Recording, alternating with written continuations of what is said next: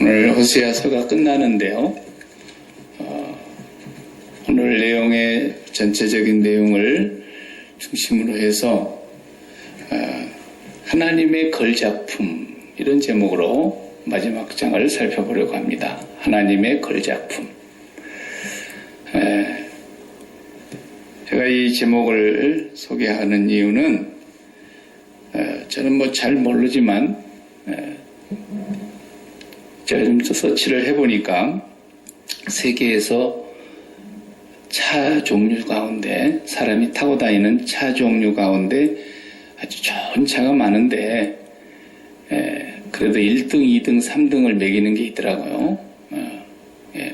그 애들 타고 다니는 스포츠카 말고 세단, 승용차 최고 이렇게 쳐주는 것이 큰 차이가 없겠습니다만 전문가들이 이제 평가를 하는 거니까 어떤 것이 더 위에 있는지는 자기 회사 것이 다 위에 있겠다 하겠지만 일본이 그래도 벤츠사에 소속하고 있는 마이바흐가 세계에서 좋은 차 중에 하나라는 겁니다. 세단으로. 그리고 또 보니까 영국의 여왕께서 타고 다니는 롤스로이스, 그것도 BMW에 소속하고 있는 차인데 거기도 특별한 차죠. 그래서 그 차도 세단으로서 아주 소문난 차고, 또 이제 마지막 세 번째는 폭스바겐에 소속하고 있는 그 벤틀리. 이 세 대가 다 독일에 소속하고 있는 차예요. 어떻게 보면은 이 벤틀리도 굉장히 좋은 차에 속한답니다. 근데 이제 그 중에 마이바흐가 좋다고 하는 그 여러 가지 이유가 있겠지만 그걸 제가 쭉 서치를 해보니까 미국은 누가 와서 고치는가 모르겠어요. 우리 고국의 한국은 그 사람이 자주 바뀌긴 하겠지만 제가 서치한 사람은 스테판이라는 사람이었어요. 스테판. 우리 그 성경에 나오는 스테반 집사님하고 이름이 같아요. 스테반 하우젠이라는 분이 나이가 한 37 정도 됐더만요. 그런데 이분이 한국까지 날아와서 그 차를 고친대요. 한국에 그게 1997년도에 처음 나왔는데 우리나라는 2004년도부터서 판매가 됐다 그래요. 판매되기 전에 제일 먼저 가져간 사람이 이제 이건희 회장님이 개인적으로 한국에 시판되기 전에 자기가 제일 좋아하는 차로 구입을 했다 그러고, 그 이후로는 몇 사람이 가져간 것 같아요. LG 회장님도 그거 타고 다니는 것 같고, 한화 회장님도 그거 타고 다니는 것 같고, 저 일본 가서 인기 많았던 배용준 연사마라는 그 친구도 그 차를 타고 다닌다. 차값이 얼마인지 얘기하면 심장마비 걸릴 것 같으니까 한 대가 보통 한 70만 불에서 80만 불 이렇게 등록하고 나면은 더 갈 수 있죠. 세금 내야 되고 이러니까. 그러니까 이런 차는 웬만한 집 몇 채 값이죠. 우리 아키마에 보통 집에 한 두세 채 가지고 있어야 그거 다 팔아서 차 한 대 사는 것이니까 대단한 차죠. 근데 여기 이제 하루에 3대 만든대요. 전부 손으로 만드는 거예요. 수작업으로. 컴퓨터 팔이 나와갖고 조립하는 게 아니고 그 사람들이, 고객들이 이걸 다 주문을 하는데 사람마다 취향이 다르니까 전부 취향대로 옵션을 받는데요. 옵션이 그러니까 엄청 많대요. 내가 해달라는 대로 해주는 거니까. 한 대도 똑같은 차가 없다는 거죠. 내 취향대로 내가 주문한 대로 만들어주니까. 하루에 3대를 만드는데 한 대 만드는 것이 하루에 3대가 주문 들어가면 완성돼 나오기까지는 반년이 걸린대요. 한 대를 만드는데. 대단한 차 아니겠습니까? 이걸 만드는 데 있어서도 그렇게 공력을 들이고 힘들지만 이걸 이제 판매하고 나면 애프터 서비스를 해줘야 되는데 각 나라마다 벤츠사가 그 나라마다 다 총판이 있고 대리점이 있지만도 거기에 또 정비사들이 다 있지만도 마이바흐는 절대로 아무도 못 고친다는 거예요. 고쳐서도 안 되고 법이 독일에서 반드시 날아온다는 거예요. fly in duct라고 그래요. 영어로 보니까. 그 뭐냐면 비행기 타고 다니는 왕진 의사라는 거예요. 그 전 세계에 많게는 12명에서 작게는 9명 정도 있다는 거예요. 그러니까 그 독일에서 비행기를 타고 가는 사람이 9명에서 12명이니까 아시아 지역을 담당하는 사람 한 사람, 뭐 유럽을 담당하는 사람 한 사람, 이런 식으로 나눠져 있는 거예요. 이렇게 해가지고 그 사람이 각 나라의 벤츠사를 통해서 수리에 대한 애프터 서비스의 보고가 들어오면 바로 그날 비행기 타고 간답니다. 절대로 다른 사람이 만지면 안 되는 거예요. 왜냐? 그 벤츠사에서 훈련을 시킬 때에 벤츠에 소속하는 모든 차를 고칠 수 있는 정비사들을 뽑지 않겠습니까? 라이센스를 있는 사람들이. 그 사람들이 와가지고 그 안에서도 3년 내지 4년을 훈련을 받는답니다. 그 훈련을 받은 뒤에 실무 경력이 2년이 쌓이면 2년 정도 실무 경력이 있는 사람들 중에서 또 다시 뽑아가지고 또 그 중에서 아주 우수한 정비사를 한 10명 뽑는다는 거예요. 그 10명 뽑힌 사람은 어떤 사람이냐면 마이바이 차만 고치는 사람이라는 거죠. 그것도 수작업으로 주문해서 판매된 차들만 전부 수리를 하는 사람이라는 거예요. 그러니까 고장이 나면은 빨리 연락을 하고 연락하면 또 비행기 타고 바로 도착하고 이런 식으로 해서 보통 차가 아니라는 것을 그 정도로 애프터 서비스도 시원시원하고 그러니까 저는 그런 차를 누가 줄까 봐서 걱정이 돼요. 어떻게 유지하겠습니까 그걸. 줘도 못합니다. 줘도. 그러니까 그렇게 부속이 한 2만 개 정도 들어간다는데 자동차가 작은 나사모까지 하면 그 2만 개에다가 자기가 또 옵션을 주문해가지고 자기 취향에 맞도록 이렇게 조립을 하고 뭐 변경을 하고 막 했을 테니까 그거 전문가 아니면 누가 그거 손대겠냐 이거죠. 뚜껑도 열지 말라는 거죠. 급하다고 해서 그건 내가 만져가지고 그냥 저는 제 차 웬만한 건 제가 고치거든요. 그냥 브레이크가 패드가 다 달아졌다. 그러면 또 가서 사다가 네 바퀴 또 뜯어내놓고 브레이크 패드 또 갈고 엔진 오일도 그냥 갈고 뭐 가면 돈이 너무 많이 나오니까 그래서 돈 절약하려고 어떤 때는 그냥 브레이크 패드도 한 번 갈렸는데 뭐 한 500불씩 달라 그래요. 제가 가니까 100불이면 되던데 그렇게 되더라고요. 그게. 근데 마이바흐를 제가 그렇게 하면 되겠습니까? 그 손대면은 그냥 자기가 책임져야 되는 겁니다. 여러분들도 집에다가 무슨 물건을 하나 기존품을 샀는데 쓰다 보니 고장이 날 수도 있는 거고 고장이 났는데 그것을 70만 불이나 80만 불씩 준 물건이라 하면 내가 고칠 수 있겠냐고요. 기사 불러야지. 괜히 손댔다가 말이죠. 전선 하나라도 뭐 잘못 건드려 놓으면 더 복잡하게 되는 거 아니겠습니까? 그러니까 전문가 불러야 되는 거예요. 손도 대지 말고 그냥. 그러나 뭐 한 번 1000불 정도 되는 거 그거 고장 났다가 나도 한번 뜯어보고 싶은 거예요. 이거 별거 아니니까 내가 해보고 싶은 거예요. 그러니까 우리가 살면서 이게 지금 오늘 본문의 말씀에서 얘기하려고 하는 취지가 그런 부분이에요. 오늘 여기 4절 이후에는 하나님께서 어떻게 하시겠다고 하는 약속이 나오지 않습니까? 4절부터 보면은 내가 그들의 반역을 고치겠다 그랬어요. 지금까지 호세아 선지자에게 주신 메시지가 전부 이스라엘이 하나님을 반역하는 거 아니었습니까? 그걸 상징적으로 누구를 갖다가 결혼을 시켰습니까? 고멜이라고 하는 그 음란한 여인을 아내로 맞이하게 만들어서 그 고멜을 누구로 비유하는 겁니까 지금? 이스라엘 선민, 하나님의 백성들이 하나님을 떠나서 반역하고 하나님을 배반한 자의 모습이 고멜의 모습이니까 지금까지 살아온 그 반역하는 삶을 하나님이 지금부터 고치겠다는 거예요. 수리에 들어가겠다는 겁니다. 하나님이. 아무도 못 고치는 거예요. 마이바흐 자동차처럼 꼭 만드는 것을 공정을 다 알고 설계도를 다 분석해내고 그걸 훈련받은 사람만 그 차를 고치듯이 우리 인생은 아무도 못 고쳐요. 결국은 뭐가 고치는 겁니까? 말씀이 와서 우리를 고치시는 거거든요. 구약에는 하나님이 말씀을 보내셨습니다. 그것을 선지자의 입을 통해서 말씀을 보내셨습니다. 그래서 히브리서 1장에 보면은 그렇게 말씀하시지 않습니까?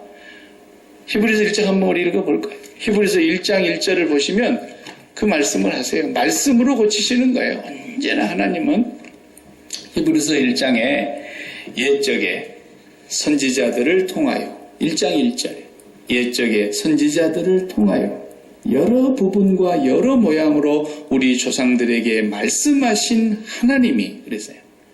말씀으로만 하나님이 고치시는 거예요. 그 다음 2절을 같이 봐요. 이 모든 날 마지막에는 말씀이신 아들을 통해서 그렇죠? 말씀이 육신으로 오신 분이 아드님이시잖아요. 그 말씀이신 아들을 통하여 우리에게 말씀하셨으니 이렇게 말씀하셨어요. 그러니까 오늘 본문에도 보니까 하나님께서 2절에 어떻게 합니까? 호세아를 통해서 주시는 말씀이 2절에 너는 말씀을 가지고 여호와께로 돌아오라 그랬지 않습니까? 말씀을 가지고 돌아오라는 말은 이제 말씀 앞으로 서야 된다는 거예요. 말씀 앞에. 여호와의 말씀 외에는 사람이 고쳐지지가 않습니다. 절대로 안 고쳐지는 거예요. 그 말씀 한마디가 사람을 고치는 겁니다. 참 놀라운 거예요. 감옥에 있는 죄수들도 가끔 간증하는 거 들어보면 그렇게 흉악범, 사람 죽이기를 파리 목숨처럼 여기고 양심이 완전히 화인 맞은 양심처럼 돼버린 그런 살인마도 성경이 읽다가 뒤집어지지 않습니까? 옛적에 우리 어렸을 적에는 제일 살인을 많이 했다고 소문난 사람이 김대두 아닙니까? 김대두. 이런 사람은 막 군대 제대하고 나와가지고 자기를 두드러 팬 중대장을 자기가 보복한다고 도끼를 들고 가가지고 중대장 숙소 그 사택을 알아놔가지고 거기 들어가서 중대장 집안의 식구들을 다 죽였는데 놀랍게도 그 중대장은 전출 가버리고 다른 중대장이 왔어요. 거기에. 엉뚱한 집을 다 죽인 거야. 이런 못된 짓을 한 사람인데 그런 사형수 김대두도 감옥에서 하나님 말씀 듣고 변화됐어요. 그래서 감옥에서 전도사가 된 거예요. 감옥의 사형수들뿐만 아니라 감옥의 사형수는 그냥 가만 놔두잖아요. 어차피 죽을 거니까. 무슨 행패를 심하게만 부리지 않으면 그냥 손도 안 돼요. 그 감옥에 있는 사형수들을 다 구원시키는 일에 자기가 복음을 전해서 사람이 그렇게 바뀌는 겁니다. 말씀이 들어가서. 그러니까 하나님의 심판 중에 제일 무서운 심판이 뭐냐? 오늘도 기도하시면서 듣는 귀가 복되게 해달라 그랬는데 진짜 그거예요. 하나님 말씀이 안 들리는 게 제일 큰 무서운 저주고 제일 큰 축복은 하나님의 말씀이 들려서 그 말씀이 나를 바꾸고 그 말씀이 나를 끌고 가는 거예요. 그 말씀에 내가 사로잡히는 거예요. 이거보다도 더 큰 복이 없어요. 하나님의 저주는 다른 것으로 오는 것이 아니라 하나님의 사랑을 못 깨닫는 거예요. 못 깨닫게 해버리면 제일 무서운 저주로 빠지는 거죠. 네가 말씀을 갖고 내게로 돌아오라는 거예요. 하나님께서. 그 말씀으로 이제 우리를 고치시겠다는 것입니다. 말씀을 보내서 우리를 그 지경에서 건져내시겠다. 지금 이런 말씀 하시는 거예요. 그리고 고치는 모습을 보면서 어떻게 고치십니까? 고쳐놓고 나니까 여기 5절에 보면은 내가 이스라엘에게 어떻게 하다? 이슬과 같으리니 그가 백합화같이 피겠고 레바논 백향목같이 뿌리가 박힐 것이라. 그 가지는 퍼지며 그의 아름다움은 감람나무와 같고 그의 향기는 레바논 백향목 같으리니. 하나님이 고치시니까 정말 아름다워요. 우리가 이제 나무의 전문가는 아니지만 나무도 병 들면은 왜 병이 들었는가 원인을 분석해서 거기에 처방을 내리고 약을 주고 영양제를 넣고 해서 죽은 걸 살려내잖아요. 죽어가는 걸. 그래서 푸르른 감람나무처럼 그 레바논의 백향목 보셨어요? 여기도 백향목 없진 않을 거예요. 특히 비시주의 위에 올라가면 거의가 백향목이에요. 시다나무가 얼마나 많은지 몰라요. 그 시다나무는 그 산속에 들어가 보면 정말 사람이 몇 사람 장정이 이렇게 물러싸야 하나를 이렇게 안을 수 있을 만큼 굵지 않습니까? 그게 하늘에 너무 높이 솟아 있으니까 하늘이 안 보여요. 그 잎사귀가 전부 잎이 하늘을 덮었고 가리워서.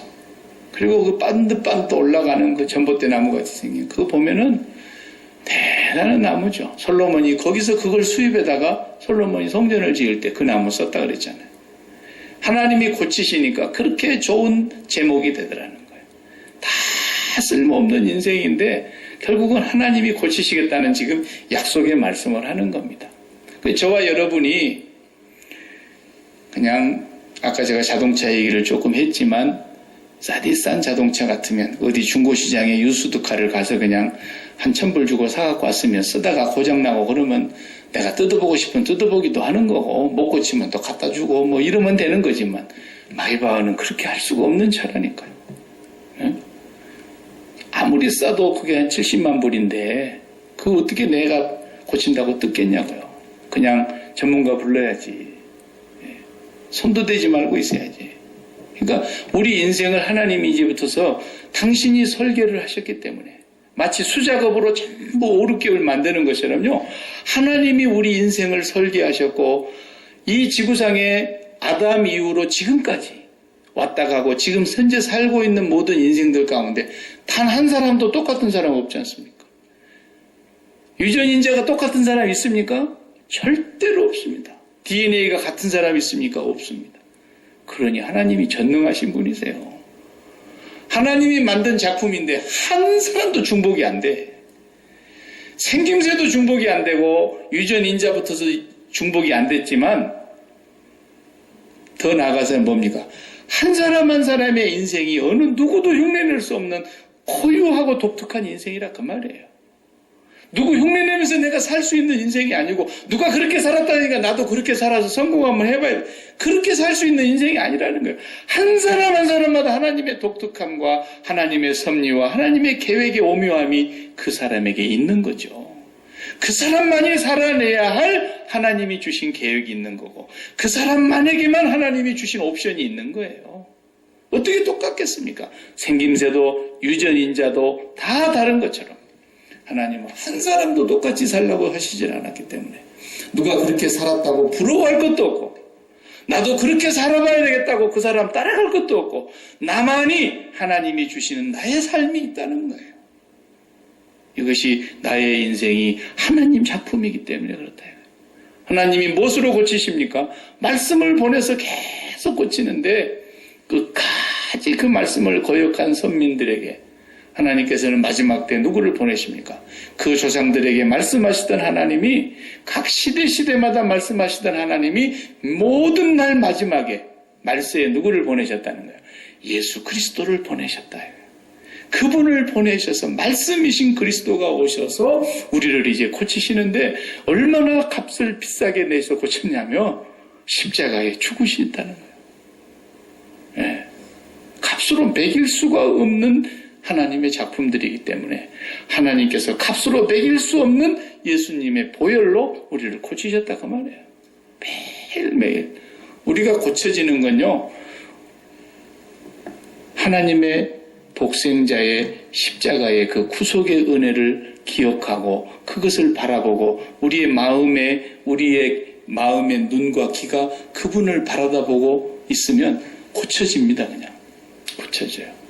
잘못된 습관도 고쳐지고 못된 죄된 성품도 물러가고 우리 마음속에 세상을 사랑하던 그런 정욕과 이 세상의 안목에 빠져서 이 세상으로 계속 바알을 쫓아가던 삶이었잖아요. 호세아 시대의 그 사람들이.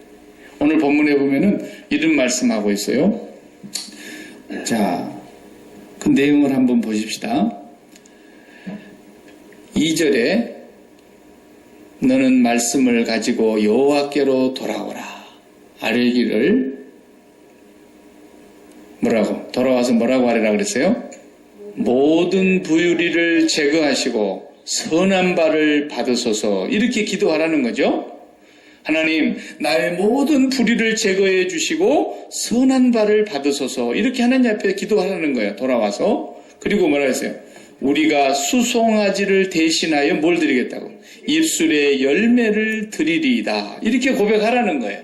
하나님 앞에.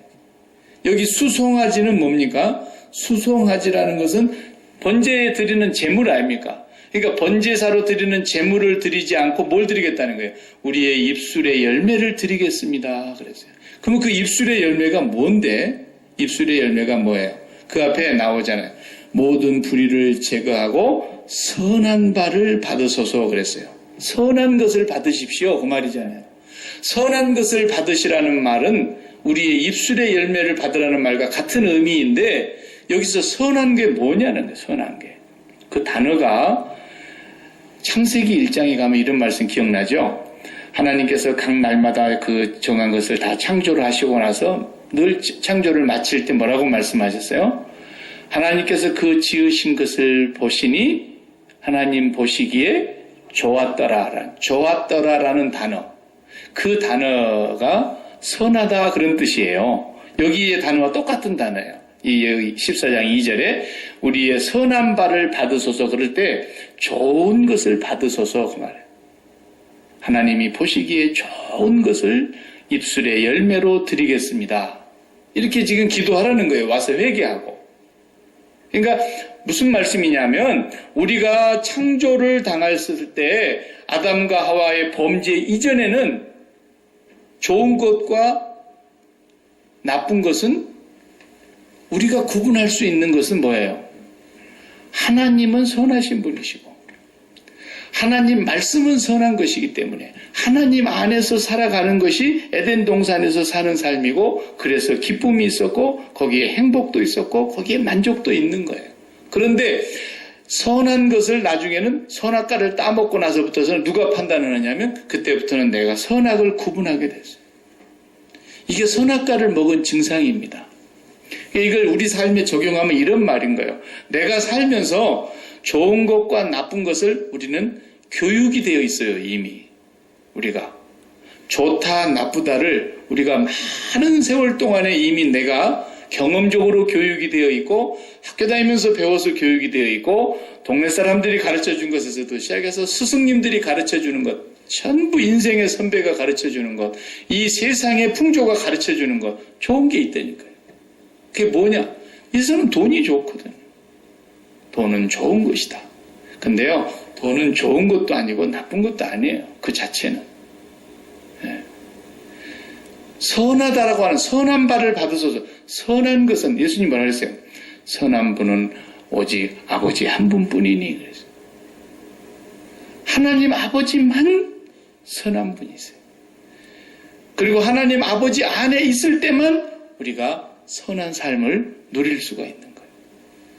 그러니까 선악과를 따먹은 뒤로부터서는 전부 내가 판단하기를 이 상황에서는 이렇게 돼야 선한 건데 이렇게 돼야 좋은 건데 왜 이렇게 안 되고 나쁜 것이 됐을까? 우리는 그렇게 생각한다 이거예요.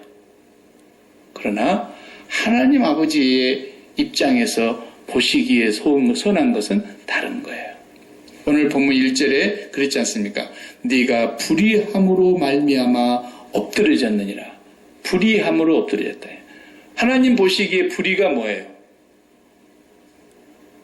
지가 지 스스로 좋다 나쁘다를 판단해서 쫓아가는 것인데 그 모습이 어떻게 나타나느냐 하면 3절을 보세요. 우리가 아수르의 구원을 의지하며 그랬어요. 의지하지 아니하며 여기는 그랬지만 이전까지는 어떻게 했다는 거예요? 아수르를 믿고 살았다는 거예요. 요즘 말로 하면 우리는 미국이 지켜줄 거야. 우리 만약 한국 사람들이 그렇게 생각한다면 큰 오산입니다. 사드 갖다 놓으면 지켜주실까요? 그냥 없는 것보다는 나으니까 서로 형평성과 균형의 밸런스가 있어야 돼요. 힘의 밸런스. 핵무기는 없더라도. 그래서 갖다 놓자. 그럴 수는 있어요. 그렇지만 그게 우리나라 지키겠습니까? 그냥 어제 그거 갖다 놓는다는 얘기가 아직 결정도 안 났는데 어디 갖다 놔야 된다는 얘기도 안 났는데 벌써 막 김정은이는 막 포를 몇 대 싸가지고 그거 갖다 놓기만 갖다 놔봐. 갖고 오는 배를 그냥 폭격시켜 본다는 거야. 부산항까지 내가 우리 다 수중에 와 있으니까 그러면서 그냥 공중에 올려봤잖아요. 그 미사일을. 대포동 미사일 막 이런 스커드 미사일 올려가지고 그 거리에 땅 터뜨렸지 않습니까? 정확하게. 사실은 못 막습니다. 괜히 그냥 우리도 있다 이렇게 한번 해보려고 그러는 것이지 그걸 어떻게 막습니까? 못 막습니다. 미국이 지켜준다고 절대 못 지킵니다. 미국도 자기 나라도 못 지키는데 못 지킵니다. 하나님이 놔버리면 그냥 무너지는 겁니다. 미국도 하나님이 지금 아직까지는 붙들어주고 계시니까 이 정도 사는 겁니다. 하나님이 놔버리면 끝이죠. 네. 절대로. 근데 그 당시에는 어떻게 생각했다는 거예요? 선민 이스라엘이 우리 이제 아수르 제국에 가서 도와달라 그러자. 최고 강국이니까 그 당시에는. 그렇게 살았다는 거예요. 그 다음에 또 뭘 의지했다는 거예요? 말을 타지 아니하며 그랬어요? 그 전까지는 그 말 탔다는 얘기 아닙니까? 말은 어디서 가져옵니까? 이집트에서 가져오거든요. 그러니까 예전에는 이집트를 의지했다는 거예요. 세계 강대국의 틈바구니 속에서 그들의 힘을 빌려서 우리를 안전하게 지키고 그 다음에 우리는 어떻게 한다는 거예요? 바알을 섬기면서 그랬는데 오늘 본문에 보면 너희는 우리의 손으로 만든 것을 향하여 너희는 우리의 신이라 하지 아니하오리니 이제까지는 바알 신상을 그렇게 많이 만들어 놓고 그걸 쫓아갔다는 거예요. 뭐 때문에? 돈 많이 벌려고 부자 되려고 세상에서 성공하려고 그렇게 살았던 삶. 왜? 그것이 다 좋다고 생각했기 때문에 그것이 선한 것이라고 생각했기 때문에 하나님 보시기에 선한 것이 아니었고 우리 보기에 선한 것, 우리 보기에 든든한 것, 우리 보기에 안전한 것 그것이 뭐였더냐는 거예요. 지금은 돈입니다. 자본주의의 최정상에 있는 나라에서 우리가 살고 있지 않습니까? 돈이 그렇게 대접을 받는 나라입니다. 이렇게 살아가는 것이 좋은 것이라고 생각했다라는 거죠. 그것을 하나님이 보실 때 말하세요. 그게 불이다라는 게 불이. 그래서 너희가 불이 때문에 망하고 엎드려졌다. 이렇게 말씀하고 있는 거예요. 오늘 우리가 하나님이 이제 보시기에 선한 것, 하나님 보시기에 좋은 것, 그것을 따라서 살아가야 된다는 것을 말씀하시면서 이제부터는 하나님이 고치겠다는 거예요.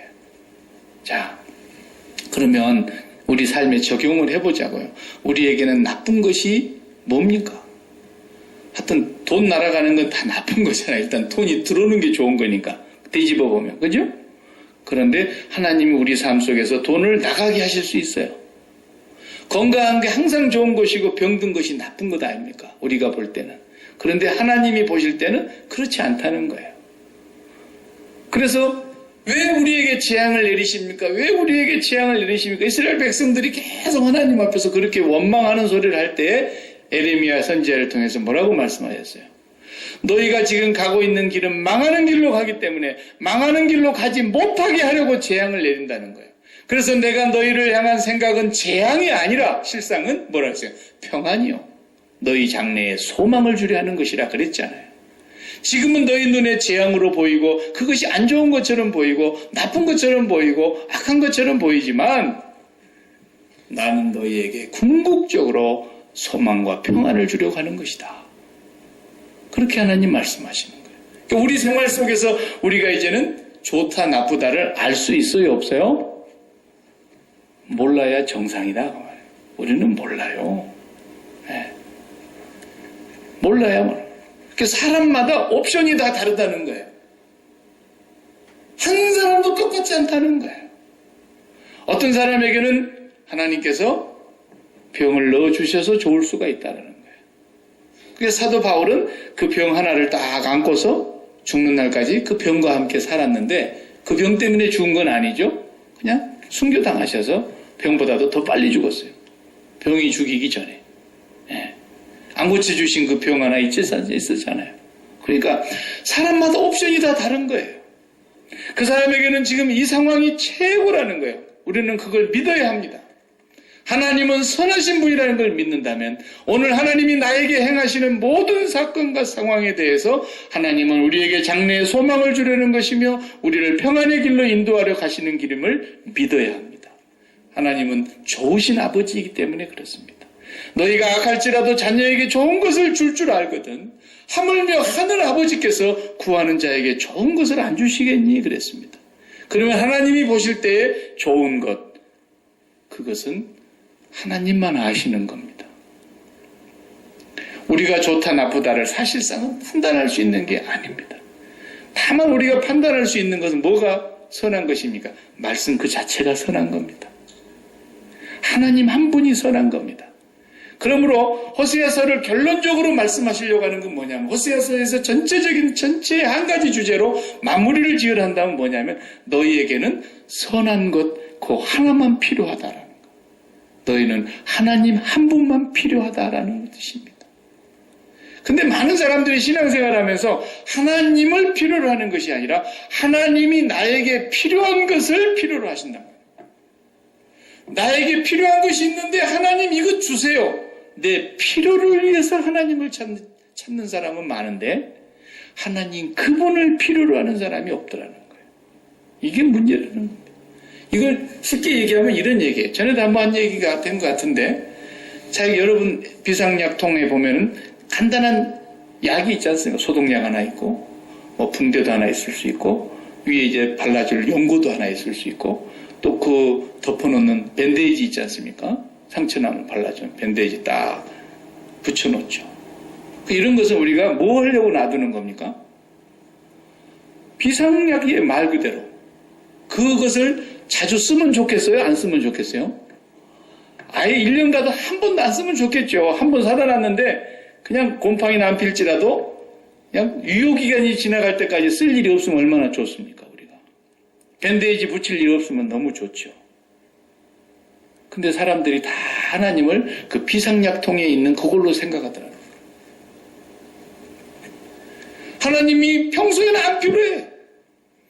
내가 좋다는 것은 많이 주시고, 내가 안 좋은 것은 다 가져가시고, 안 좋은 것이 생기면 빨리 오셔서 내 밴데이지 발라주시고, 반창고로 그냥 이렇게 해주시고, 그리고 거기 소독약 해주시고, 내 치료해주시고, 하나님을 그때만 필요로 하고 찾더라는 거예요.